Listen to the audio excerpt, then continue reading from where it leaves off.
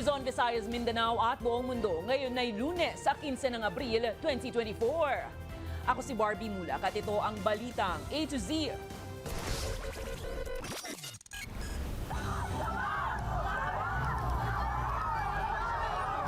Ang araw ng tigil pasada na pinangunahan ng manibela at piston, umarangkada na. Libo-libong driver at operator sa buong bansa nakiisa. Sinkhole, lumitaw sa Pasay City. Water concessionaire at contractor, nais panagutin ng senador dahil sa peligro sa motorista. It's complicated. All right. It's complicated. PBBM, inaming komplikado ang relasyon sa pamilya Duterte. At sa ating balitang showbiz, South Korean superstar IU nakatakdang mag-concert sa Pilipinas.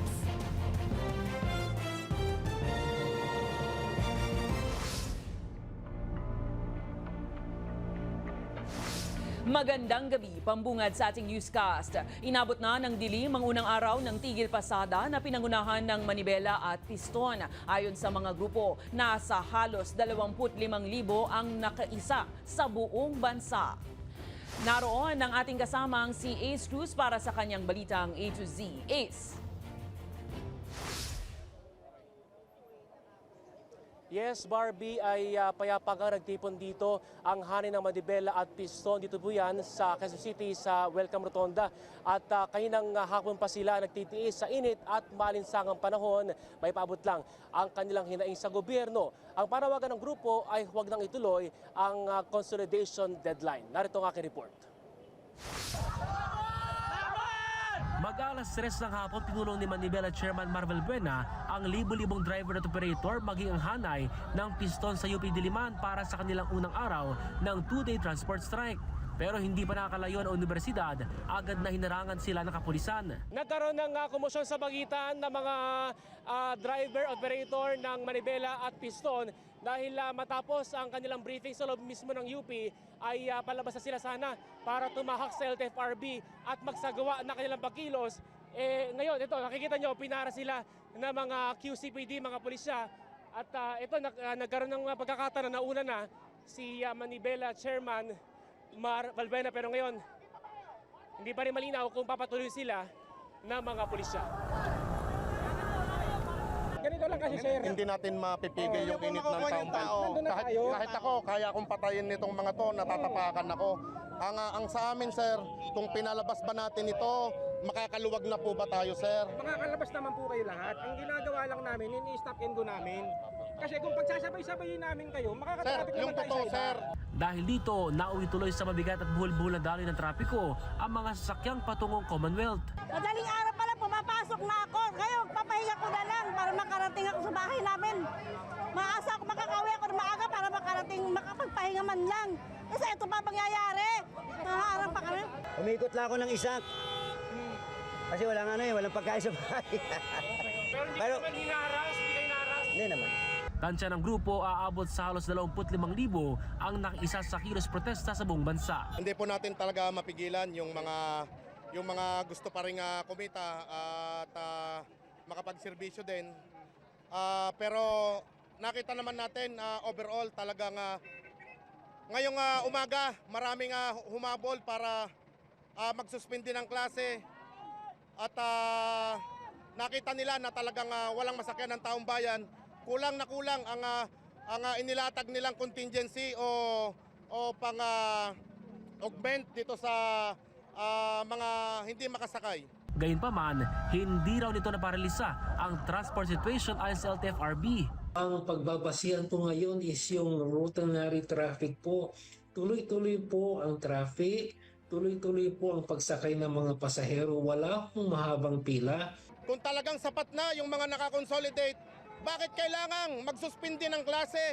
Bakit kailangang mag-augment at magbigay ng libreng sakay?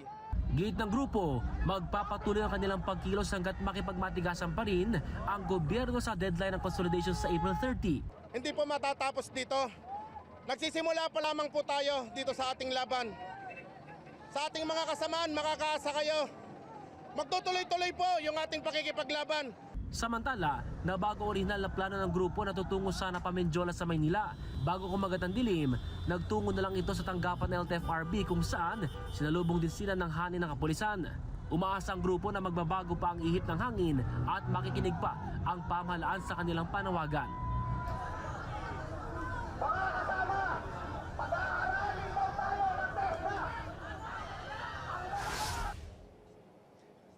Barbie, at ngayon mag-isang oras na mula na dumating dito ang hani ng Manibela at Piston, at ngayon maximum tolerance ang pinapatupad ng ating mga kaibigan sa kapulisan, at actually walang sigawan, walang enkwentro or anuman sa pagitan nila at sa pagitan ng mga driver operator dahil nga maximum tolerance ang ginagawa nila, hinahayaan nila na magsagawa ng programa. Pero anuman oras ngayon, sabi naman ni Manibela Chairman Marvel Buena ay magsasagawa daw ng programa dito yan mismo sa Welcome Rotonda. Balik sa iyo, Barbie.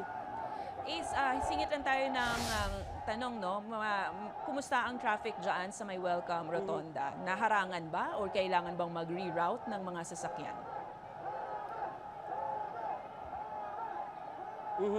Yes, actually Barbie, dahil nga sobrang dami na yung nasa linya ng papunta dito sa Maynila, talagang wala nang makaraan na mga private o pampublikong sasakyan.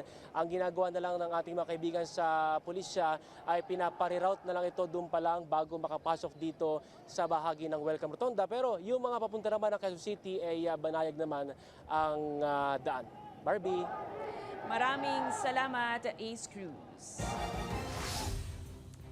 Sa iba pang balita, nais ni Senator Ramon Revilla Jr., Chairman ng Senate Public Works, na panagutin ng Maynilad at kontraktor nito dahil sa lumitaw na sinkhole sa kahabaan ng Sales Road sa Pasay City nitong linggo. Bukod sa abala sa daloy ng trapiko, delikado anya ito, lalo taabot sa hanggang 10 talampakan ang lalim, habang 2 by 3 meters naman ang laki ng butas. Sa report ng DPWH, nagmula ang sinkhole sa tagas sa tubo ng water concessionaire. Sinabi naman ng MMDA na kasalukuyan nang tinitingnan ang halaga ng pinsala para agad maisaayos ito. Basta ang commitment naman po ng DPWH ay gagawin, mahirap din naman po madaliin dahil nag-a-assess pa po sila ng extent ng damage para talagang once and for all magawa po ng maayos.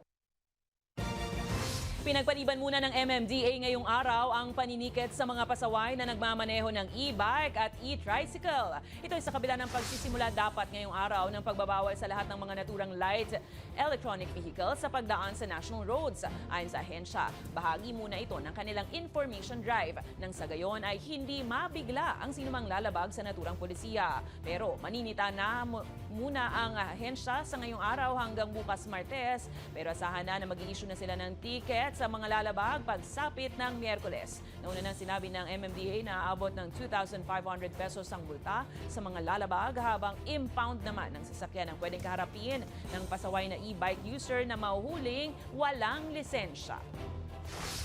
Yung regular deployment po natin ang atin pa rin pong ipatutupad. Meron naman po tayong presence sa mga major roads kung saan sila pinagbabawal. So pag nakita po sila ng enforcers natin dyan sa mga lugar na yan, sila po ay huhulihin. It's just that ngayon at bukas hindi muna po magtitiket. By Wednesday magtitiket na po tayo. Simula bukas Martes, muling ibabalik ng Land Transportation Office ang pag-i-issue ng licensed plastic cards. Ito ay matapos ma-deliver na sa ahensya ang halos nasa 600,000 plastic cards mula sa Banner Plastics Incorporated. Pero ayon kay Assistant Secretary Vigor Mendoza II, hindi automatic ang pag-i-issue ng plastic cards at kailangang ihanda pa ito ng LTO. May schedule din ang pagkuha ng lisensya. Dagdag, ayon sa LTO, maaaring makakuha ng plastic license card hanggang sa katapusan ng buwan. Ang mga may pasong lisensya mula April 1 hanggang August 31, 2023 at April 1 hanggang 30, 2024. Makakakuha naman mula Mayo 1 hanggang katapusan ang mga license cards na na-expire noong September 1 hanggang December 31, 2023. Habang yung mga June 1 hanggang 30 ngayong taon, ang mga na-expire na lisensya noong January 1 hanggang March 31. Target ng LTO, maibsan na ang backlog sa pag-i-issue ng plastic cards. So by the end of June, ang ating expectation, wala na po tayong backlog. Pag hit mo ng LTO continues to improve. It continues to provide whatever is necessary to our commuters, to our motorists.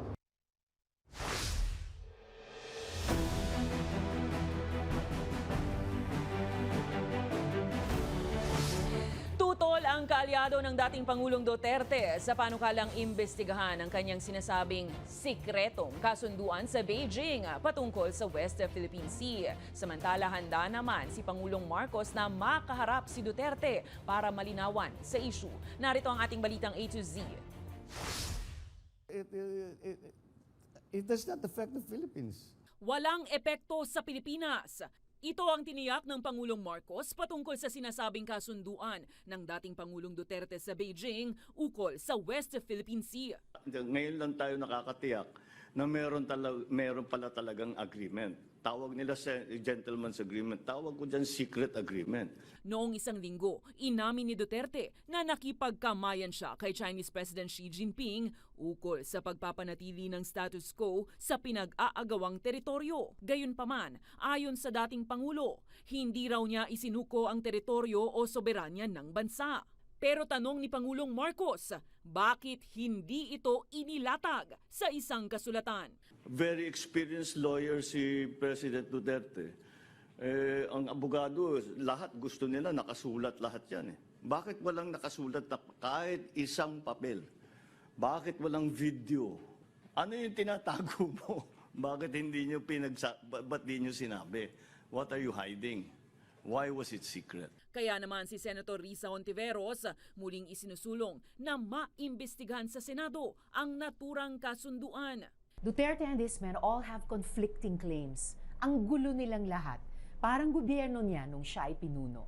Pero ang kaalyado ng mga Duterte na si Senator Robin Padilla, tutol sa panukalang public hearing sa issue. Sa halipan niya, dapat pag-usapan na lang ng dalawang pangulo natin yan, silang dalawa lang. Kasi may kinalaman nito sa national security natin. Pinagmumulan nito ng mga usap-usapan na politically motivated at destroying our minds. Kasi brainwashing na, naging politika na. Alam nyo, itong napaka-sensitive na issue nito. Sa kabila ng pagkadismaya sa dami ng katanungan ukol sa issue, ayon kay PBBM, bukas siyang makausap si Duterte ukol rito. I cannot see how there could possibly be a legal liability. There is no evidence of any agreement. Okay. Is there a document that is signed? I'd love to see it. Muli ring iginiit ng punong ehekutibo na pinapawalang bisa niya ang secret deal. Status, it's complicated. Yan ang pabirong inamin ng Pangulong Bongbong Marcos Jr. sa media ukol sa relasyon niya sa pamilya Duterte. Sa isang banda kasi, ang dating running mate sa eleksyon at ngayon ay miyembro ng kanyang gabinete, si Vice President Sara Duterte. Pero hayagan naman ang kritisismo ng dating Pangulong Rodrigo Duterte at mga kapatid ni VP Sara kay PBBM. Gayunpaman, ayon kay Marcos, kapwa sila nakatutok ni VP Sara sa trabaho. It's complicated. But if you ask about the one, of course, that I have the most contact with is Inday Sara. And how we were with each other during the campaign, after the election, it hasn't really changed. Yun na nga, that's what she always says. She said, "Oh, are you all right now? You're in the middle of all of this." And she says, "No, I'll just work. Don't worry about it. I'll just work and work and work and work." That's her attitude. All right. Samantala muling naharap si PBBM sa mga katanungan ukol sa ill-gotten wealth ng pamilya Marcos at sa mga naging biktima ng diktadurya ng kanyang ama, ang former President Ferdinand Marcos Sr. Sa 50th anniversary ng Foreign Correspondents Association of the Philippines o FOCAP, sinabi niya ang pinaugwayan na lang niya ang mga kaso patungkol sa ill-gotten wealth sa kanilang mga abogado. Nilinaw rin ni PBBM na hindi siya makapagkomento ukol sa martial law victims dahil hiwalay Hinihimlay niya ang kanyang posisyon bilang miyembro ng pamilya Marcos sa kanyang posisyon bilang Pangulo ng Pilipinas. Sa parehong event din, iginiit ni Marcos ang kahalagahan ng mga mamamahayag na kritikal sa gobyerno. That is a personal matter for the Marcos family. But you are a member of the Marcos family. Definitely, but it's more, my role as president is more important right now than my role as a member of the Marcos family.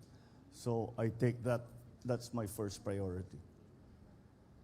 So will you apologize as President of the Republic in behalf? The president of the no, that seems highly a little contrived. No? Who is apologizing to whom now? Pag-aaralan ng Philippine National Police kung may tuturing na seditious statement ang naunang naging pahayag ni dating Speaker at Davao del Norte Representative Pantaleon Alvarez. Ito ay matapos niyang ipanawagan na huwag nang suportahan ng Armed Forces of the Philippines si Pangulong Ferdinand Bongbong Marcos Jr. Dumistansya naman ang PNP na magkomento sa mismong pahayag ni Alvarez at iginiit na huwag nang idamay pa ang ahensya sa political issue. Please withdraw your support to the Chief Executive. Pag po nag-withdraw kayo ng suporta sa kanya, ibig sabihin, sinusuportahan nyo ang probisyon sa saligang batas na to protect the people and the state. Yan po ang pinakamahalaga dyan. Pag po nag-withdraw kayo ng suporta sa kanya, wala na siyang ibang magagawa kundi bababa sa pwesto niya.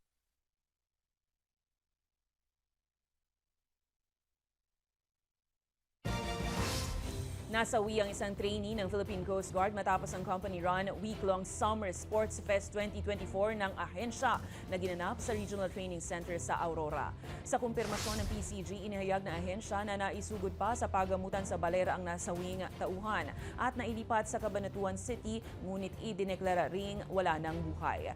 Hindi pa naman inilalabas ng Coast Guard ang dahilan ng pagkamatay ng kanilang tauhan. Iniutos naman ni PCG Commandant Admiral Ronnie Gil Gavan na magsagawa ng investigasyon ukol rito. Nagpahayag naman ng pakikiramay ang PCG sa pamilya ng nasawi. Inilabas na ng Department of Education ang alternate uniform para sa teaching at non-teaching personnel para maibsan ang matinding init na nararanasan ngayon sa bansa. Ayon sa DepEd, kasama sa mga maaaring suotin ng mga guro ay ang mga collared DepEd polo shirt na kulay white, red at green na madalas nang ginagamit kapag may special event sa paaralan. Dapat raw itong ipare sa isang matte black pants at kailangan sumunod pa rin sa panuntunan ng Civil Service Commission.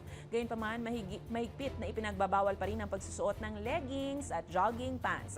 Maaari nang isuot ng mga guro ang alternate uniform simula bukas, Martes. Susunod, mga naghabol sa pag-file ng kanilang income tax return, higit na mas kaunti ayon sa BIR, habang pagpaparehistro ng online business extended. At Liza Soberano, nagsilbing hurado at award presenter sa Film Festival sa Vietnam. Abangan ang kumpletong ulat sa pagbabalik ng Balitang A to Z.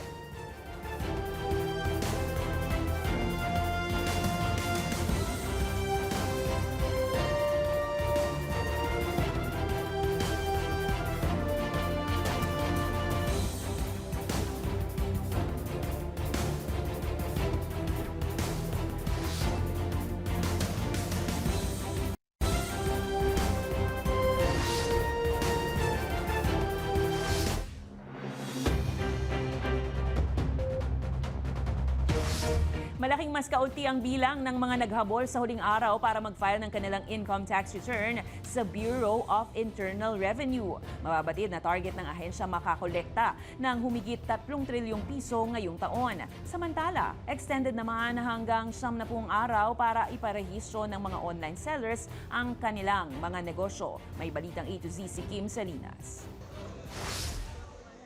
Kaunti na lang at walang pila. Ganyan na naging eksena sa huling araw ng pag-file ng annual income tax return sa Bureau of Internal Revenue, NCR. 9 out of 10. Kumpara dati po, parang nakikita ko kung pagpapail dati. Sobrang hirap kasi lalo na pagka madaming nagpapail, magpipila. Ngayon may digital na. Hindi na ganun ka-crowded kasi ang dami na pong option na binigay ni BIR. Unang-una po, yung pagpa-file ng return, available na po siya online.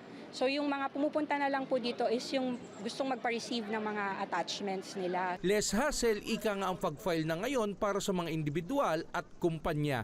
Gayunpaman, walang extension ang deadline. So ang deadline po natin today is talaga po yung the filing of the income tax return. So yung attachments, kung ngayon po tayo magpa-file, especially po kung mga EFTS po tayo, may 15 days pa pong additional. Umaasa ang BIR na makakamit nito ang target tax collection sa bansa na aabot sa halos 3 trilyong piso ngayong 2024. Samantala, inilabas naman ng BIR na may 90 days extension ang mga online seller para iparehistro ang kanilang negosyo.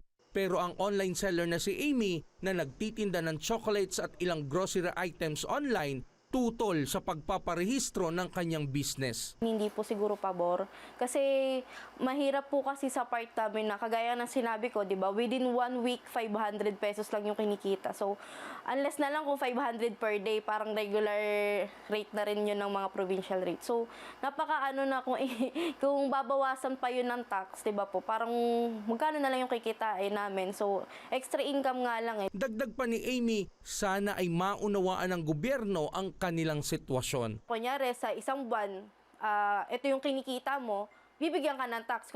Kumbaga, papatawang ka ng tax ng gobyerno. Pero kung ganito lang naman yung kinikita mo, nasa mababang kumbaga may mga range ng kinikita, hindi ka pasok. Kung sakali mo magkaroon man po ng tax, baka maglaylo na lang din kami mag-online. Pero paliwanag ng BIR, mahalaga na irehistro ng mga online seller ang kanilang business bilang proteksyon sa kanila at maging mga consumer. Dapat naman talaga silang magbayad ng buwis simula pa lang nang nagnegosyo sila, no?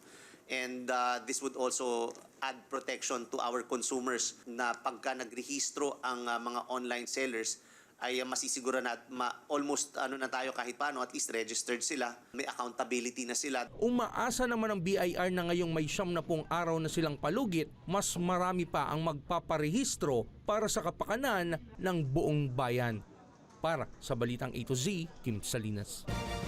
Nasabat ng mga otoridad ang mahigit 13 bilyong pisong halaga ng hinihinalang shabu sa Alitagtag, Batangas. Ayon kay Interior Secretary Benher Abalos Jr., ito na ang pinakamalaking drug bust sa kasaysayan ng Pilipinas na aabot sa mahigit 2 toneladang iligal na droga. Ayon pa kay Abalos, isa na ang naaresto at nasa kustodiya na ito ng Philippine National Police. Maharap ito sa kasong paglabag sa Comprehensive Dangerous Drug Act. Ito na siguro ay makasaysayang pinakamalaking huling droga sa kasaysayan ng ating bansa. At ito'y more or less nakakahalagang mga 13.3 billion pesos based on standard drug price. No? Personal na nagtungo sa opisina ng MMDA si dating Ilocos Sur Governor Chavit Singson para humingi ng dispensa sa kanyang nagawang traffic violation sa EDSA busway nung nakaraang linggo. Nagabot din ng cash gift si Singson sa mga enforcer ng MMDA ng halagang 200,000 piso. Higit na mas malaki sa nauna niyang ipinangakong 100,000 pesos. Ito ay bilang pasasalamat umano sa mga nanghuling enforcer sa kanya. Nilinaw naman ni MMDA Chairman Romando Artes na magsisilbing donasyon ito sa ahensya at hindi sa apprehending enforcers. Bukod pa raw ito sa multa sa ticket na inisyu sa convoy ng dating opisyal. Nobody is above the law. So, bawal po yun, bawal tularan.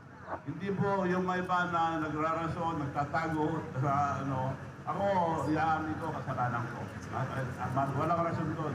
Kasi overtake lang kasalanan namin. Kaya pinagalitan ko yung driver. Yun po yung distinction dito dahil nga po yung halagang inoffer ni Governor Chavit ay we can say na substantial po talaga. Hindi po yan pwedeng pumunta diretso sa kahit sinong empleyado namin or particular group dito. Ang mangyayari po dyan ay yan po ay donasyon sa buong ahensya. So pupunta po yan sa General Fund ng MMDA.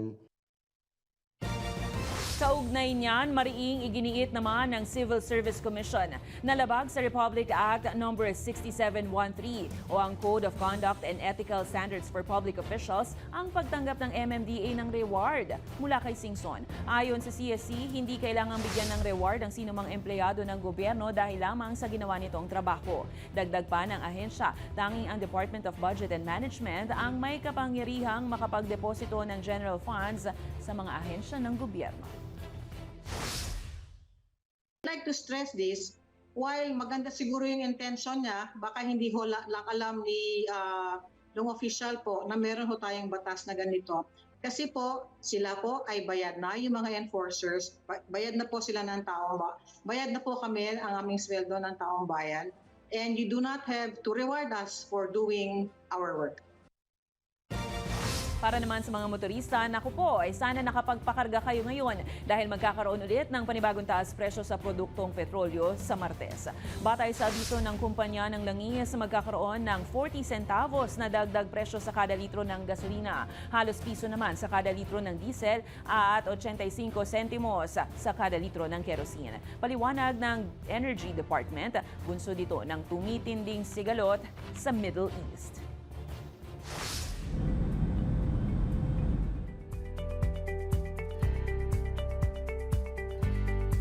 Nananawagan ng dasal ang ilang mambabatas para sa 4 na Pinoy seafarers na kasama sa barkong hinijack ng Iran malapit sa Persian Gulf. Bahagi ito ng tumitinding tensyon sa pagitan ng Iran at Israel. Ang balitang A to Z Overseas, hatid ni Kim Salinas. Kabilang ang 4 na Pilipino sa international crew members ng MSC Aris nang i-hijack ito ng Iranian Special Forces sa Strait of Hormuz Sabado ng umaga. Nakikipag-ugnayan na ang Department of Migrant Workers sa kumpanya ng barko para masiguro ang kaligtasan ng mga Pinoy. Ito na ang ika-4 na pag-atake ng mga rebelde sa mga barkong may kaugnayan sa Israel kung saan nadamay ang mga Pinoy. Nitong Marso, patay ang 2 Pinoy crewmen ng MV True Confidence matapos ang missile strike ng Houthi rebels malapit sa Yemen. Nananawagan si Congressman Brother Eddie Villanueva ng panalangin para sa kaligtasan ng 4 na Pilipino sa MSC Aris, gayon din ang mga Pinoy na naiipit sa tensyon sa gitnang silangan. Nitong linggo, pinaulan na ng Iran ang mahigit 300 drones at missiles ang Israel sa kauna-unahang malakihang pag-atake. Ganti ito ng Iran sa Israeli strike sa Iranian consulate sa Damascus kung saan 13 ang namatay. Nananawagan naman ang United Nations sa gitna ng tensyon. It's vital to avoid any action that could lead to major military confrontations on multiple fronts in the Middle East. Civilians are already bearing the brunt and paying the highest price.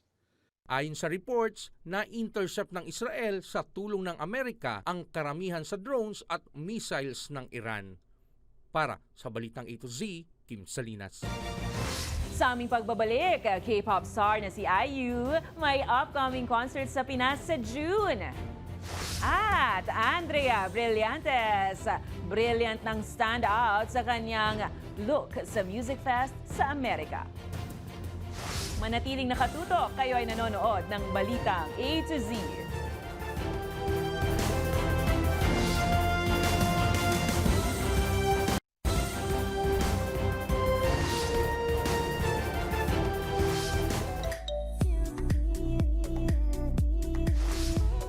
Sa ating balitang showbiz, actress na si Liza Soberano naging hurado at presenter sa isang prestigyosong film festival sa Vietnam. Silipin naman ang all-white look ni Andrea Brillantes para sa Coachella Music Festival sa US. At K-pop star na si IU may concert dito sa Pilipinas. Alamin natin ang lahat ng detalye sa balitang A to Z Showbiz ni Lane Garcia. Level na talaga ngayon ang business ng actress na si Liza Soberano dahil hindi na talaga maawat ang kanyang pamamayagpag abroad. Sa Instagram, proud na ibinahagi ni Liza ang snap sa kanyang pagdalo sa red carpet bilang isa sa mga hurado para sa kauna-unahang Ho Chi Minh City International Film Festival sa Vietnam. Angat ang gandang Pinay. Suot ni Liza ang sleek black long gown. Ipinakita rin niya ang ilang moments sa pagbibigay niya ng parangal bilang presenter.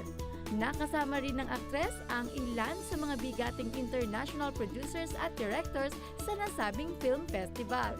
Ayon pa kay Liza, lubos niyang ikinararangal ang naging experience niya sa film festival. Samantala, wow na wow ang all-white outfit at sun-kissed look ni Andrea Brillantes sa Coachella Annual Music Festival sa Los Angeles, California, USA. Sa Instagram, makikitang kasama rin ni Andrea si Lauren Bectas, anak ng aktres na si Rufa Gutierrez. Go na go sina Andrea at enjoy na enjoy sa mga kaganapan sa music festival.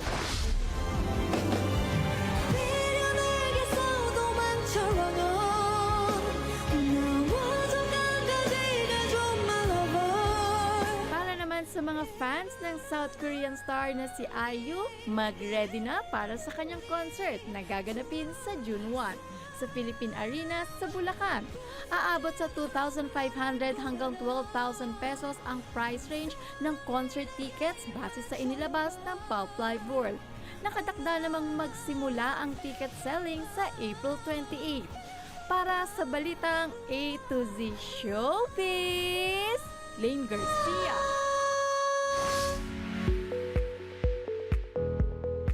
Good news! Matagumpay na napalaya ang isang babaeng Philippine Eagle na pinangalanang Nariha Kabugao sa Barangay Bulu, Kabugao Town ng Apayao noong April 12. Wala pang isang buwan matapos itong maligtas.